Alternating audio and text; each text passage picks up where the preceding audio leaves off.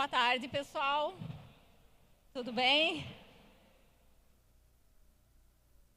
Então, estou aqui começando com essa palestra com um título que é um meme conhecido, né? Fazendo uma brincadeira com as árvores somos nós. Para quem não sabe, esse meme ele começou com uma pessoa que queria fazer uma apresentação, né, falando que Jesus é o jardineiro e as árvores somos nós. E ele não conseguia falar as árvores somos nós, né? Falava as árvores, nozes e tal. E isso virou um dos memes mais clássicos da internet. E hoje eu venho aqui fazer um pequeno fork desse meme, né?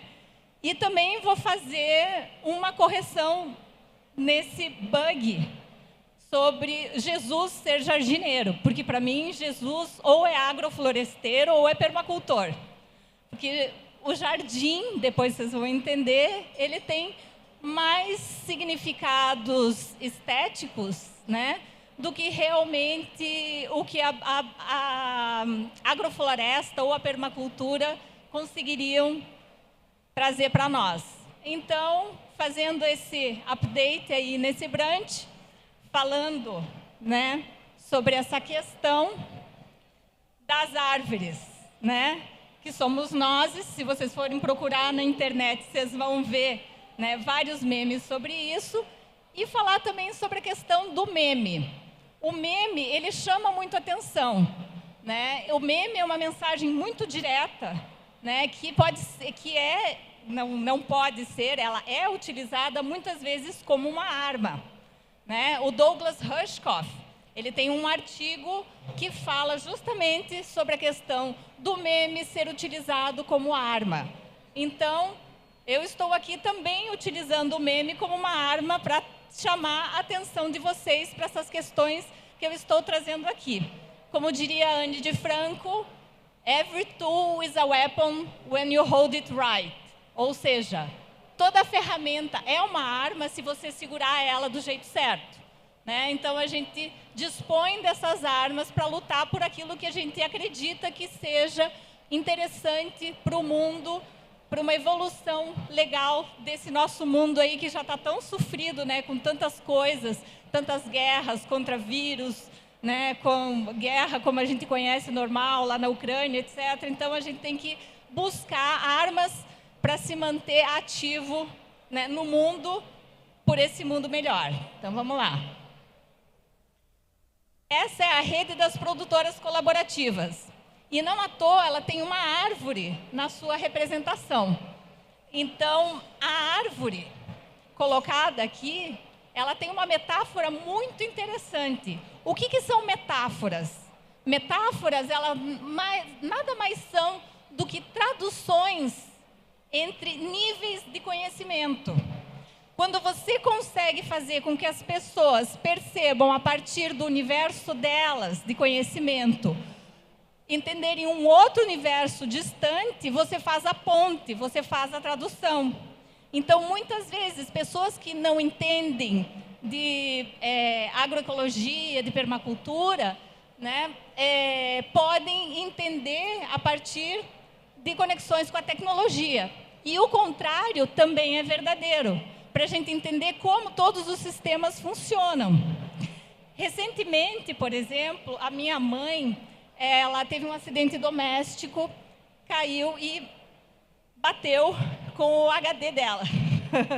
Eu estou falando HD porque o nosso cérebro é o nosso HD, né? Então, fazendo aí os paralelos, as analogias, né? Então, eu quase não vim para cá por causa desse acidente, mas graças a Deus ela está bem, né? E com esse acidente dela, eu vi mais ainda a importância, né, da gente compreender como essas analogias ajudam a gente a fazer essas pontes. Porque ela ficou com a memória dela totalmente embaralhada um tempo depois. Exatamente como acontece quando, por exemplo, um HD nosso caísse no chão, você vai lá buscar as coisas do teu HD e não acha mais. né? Então, percebam a força disso para conseguir passar uma mensagem. Então, essa é a rede das produtoras colaborativas da qual eu faço parte. E essa daqui é a metáfora da árvore, né? Em relação ao software que a gente trabalha, que é o software livre, e que é o motivo de eu estar aqui hoje falando para vocês, né, a partir do Fórum Goiano de Software Livre, que luta para que o software continue livre e continue mantendo o nosso sistema de tecnologia com um espaço saudável para trocas, né? Então, nessa metáfora de árvore aqui, a gente tem todas essas questões colocadas. A árvore, ela é um sistema da nossa natureza mais do que perfeito, assim. Porque o que ela faz? Ela faz a conexão da terra com o ar, né? E faz tudo que está aqui subir como seiva bruta e voltar como seiva elaborada. Então, se vocês pensarem, né, nos dados subindo num software e voltando, né, com o processamento elaborado, vocês podem pensar no software como uma árvore também. E a gente tem que ter noção sobre todas essas questões que envolvem, né, todas essas questões que envolvem essa elaboração, nós temos que ter conhecimento dela. Nós temos que ter acesso a como esse processamento ocorre, né? Então, aqui na raiz, nós temos uma interligação com a raiz de outras árvores, que nada mais é do que a internet das árvores. Se vocês ainda não assistiram no Netflix o Fungos Fantásticos, assistam, tá? Assistam Fungos Fantásticos, ele é narrado pela Brie Larson, a Capitã Marvel, e é maravilhoso, é um filme maravilhoso. E ele mostra exatamente o papel dos fungos nas raízes das árvores, fazendo conexão com outras árvores e avisando de perigos, de incêndios e outras coisas. Então, a natureza já tem uma internet há muito tempo, gente. E no subsolo, fazendo isso com fungos. Então, cada vez que a gente olha na natureza essas correspondências, a gente consegue entender como é que nós e o nosso uso da tecnologia pode ser melhor também e mais otimizado, certo? Esse aqui é um sistema de desenvolvimento de software. Ele é um ciclo, ele é sempre cíclico, né? Ele ocorre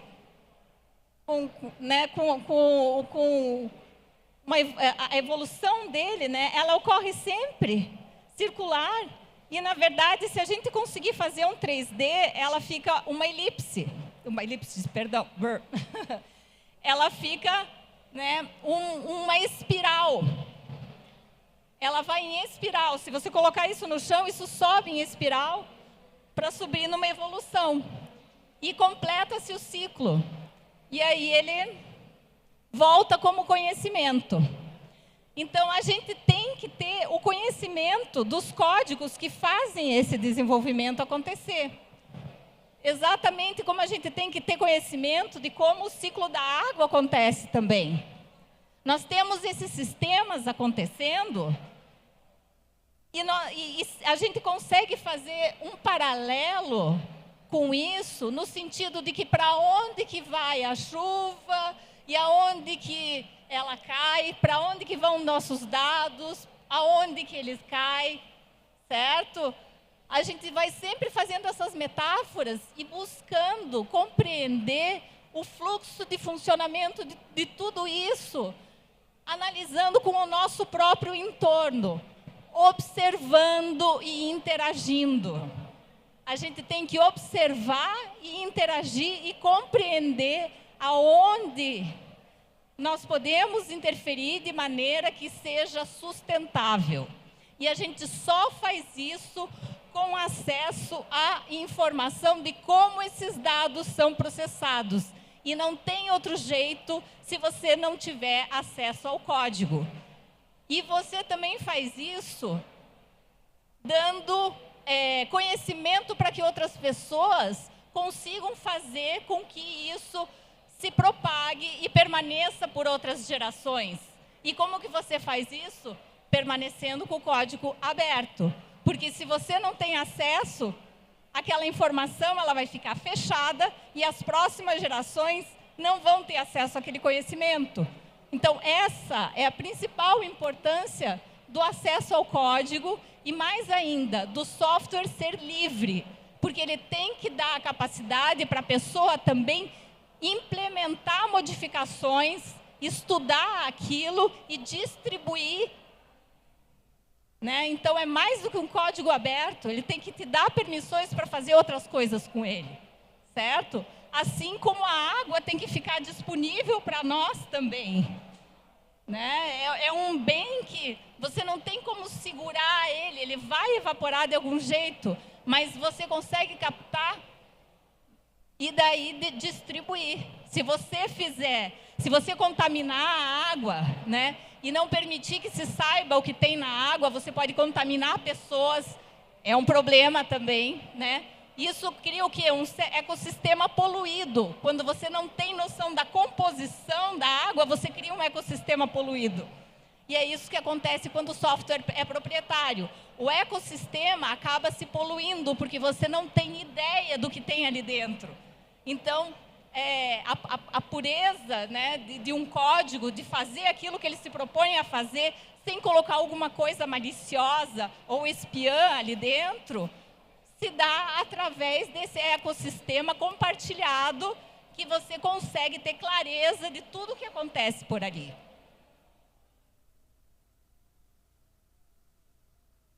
E aí eu chego no Goiás.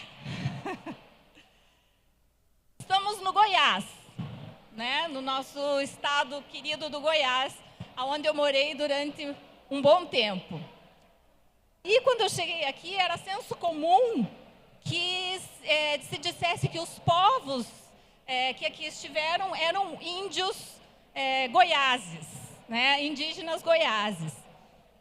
Mas eles não são, segundo um professor, o Quintela, da UFG, ele questiona essa nomenclatura como sendo de uma etnia específica de um povo indígena. Ele fala que encontrou no litoral dos tupis guaranis, dos povos do litoral, uma referência a essa palavra goiá como sendo um substantivo e não a nomenclatura de um povo, tá? É um substantivo que diz alguém que tem hábitos, língua, cultura parecida com a minha, alguém semelhante ao meu povo. Pessoas semelhantes, pessoas com quem eu tenho mais afinidade. Esses são os goiáses. E aí eu achei interessante, porque ele se contrapõe ao tapuia. Tapuia é aquele que é o diferente. É aquele que não tem o mesmo tronco linguístico, é aquele que tem um jeito de ser muito diferente do meu, que não consigo ter muita afinidade, digamos. Era assim que os povos se referiam às pessoas tapuias. No caso, inclusive, homens brancos, Porque eram muito diferentes do jeito de ser deles. E aí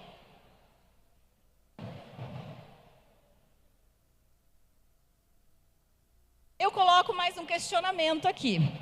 Goiá ou tapuia? A gente precisa escolher? A gente precisa realmente se colocar como goiá ou se colocar como tapuia? Não dá para coexistir?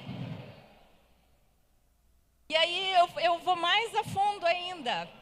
Recentemente eu li uma entrevista do Nego Bispo, que que é um quilombola que fala sobre a contracolonização, né?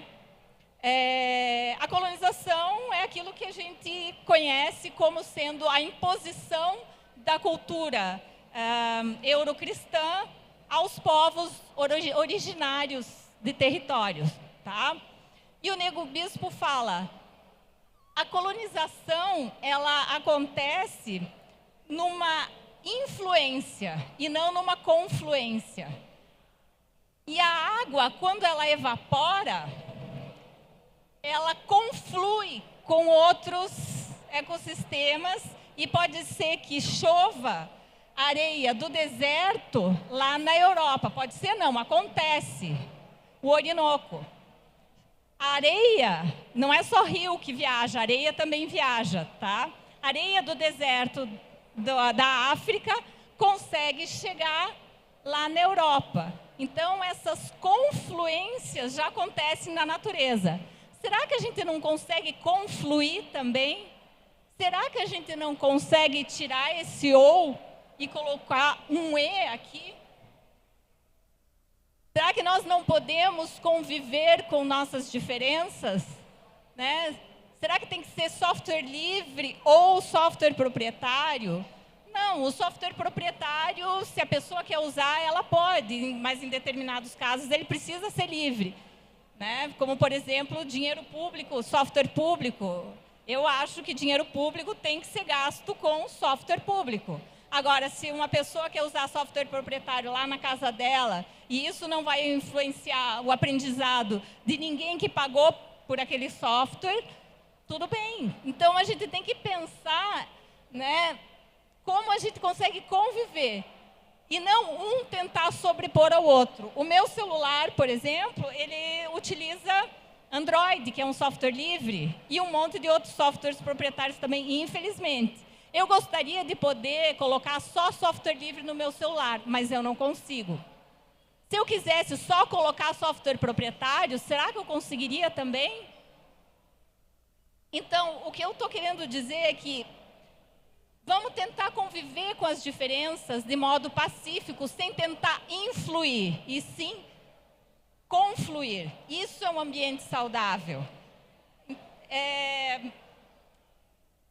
Essa questão que eu estou trazendo para vocês ainda é uma construção que a gente está fazendo dentro da rede de produtoras colaborativas.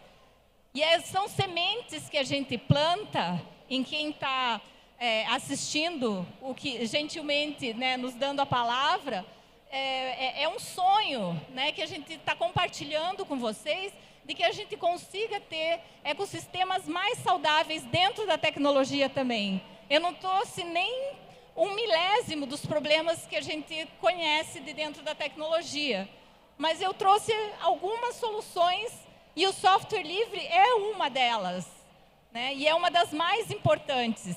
E eu acredito sinceramente, como eu coloquei na minha bio, que a gente percebendo como ocorre, né, o ambiente tecnológico como se fosse um grande sistema de floresta e tratando ele da mesma maneira e fazendo as metáforas, a gente também vai conseguir fazer da tecnologia um ambiente mais saudável para todos nós. Então, confluir ou influir.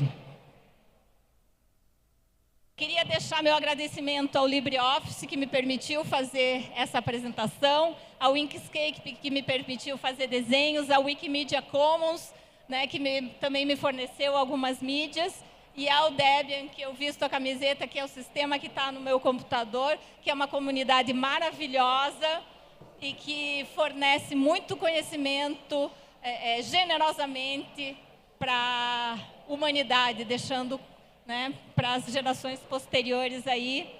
Está aí os meus contatos nas redes e abro a palavra para quem queira fazer alguma pergunta. Muito grata.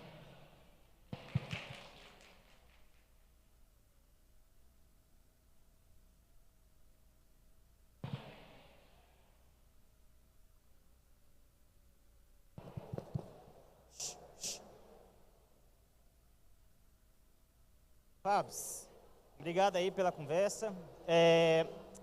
Pensando aqui, a gente acompanhando, né, transformações na sociedade, na nossa cultura de trabalho, e acho que isso se reflete na tecnologia, obviamente, né, e acho que isso vem se refletindo também muito forte no software livre, né.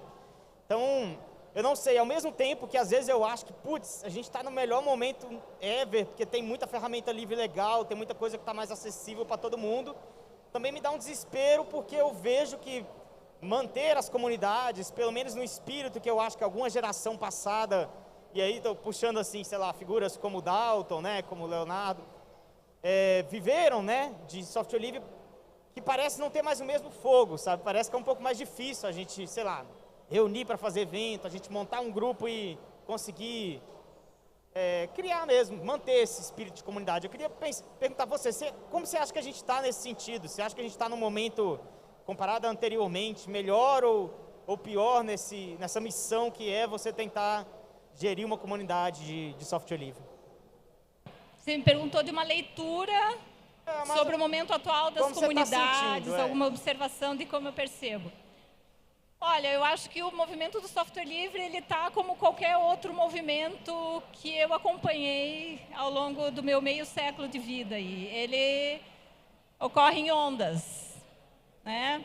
Eu acho que ele está numa subida novamente. Ele deu uma descida, mas eu acho que nós estamos começando a voltar. E é como é a vida, né? A vida, ela é...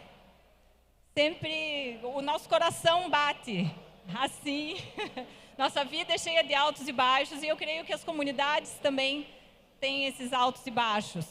Então, eu creio que vale a pena voltar a colocar um fôlego nisso, se esforçar em manter a chama acesa, que é o que a gente está tentando fazer aqui, né, com essa disponibilização desse espaço para o movimento do software livre. E sempre que puder, agradecer as pessoas que generosamente nos fornecem essa tecnologia. Eu acho que isso ajuda a manter a chama acesa também, engajar mais pessoas, enfim.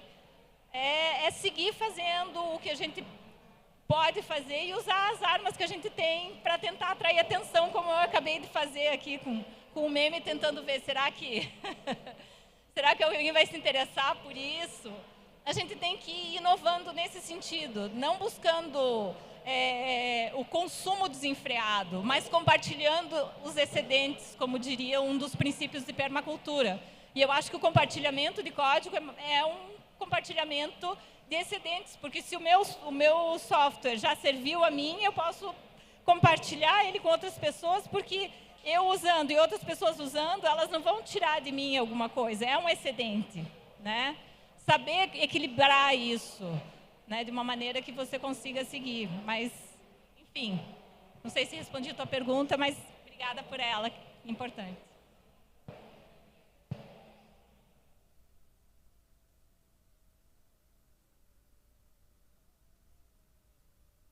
É isso, então? Obrigada, pessoal. Valeu. Ei, Psyu, troca o chip.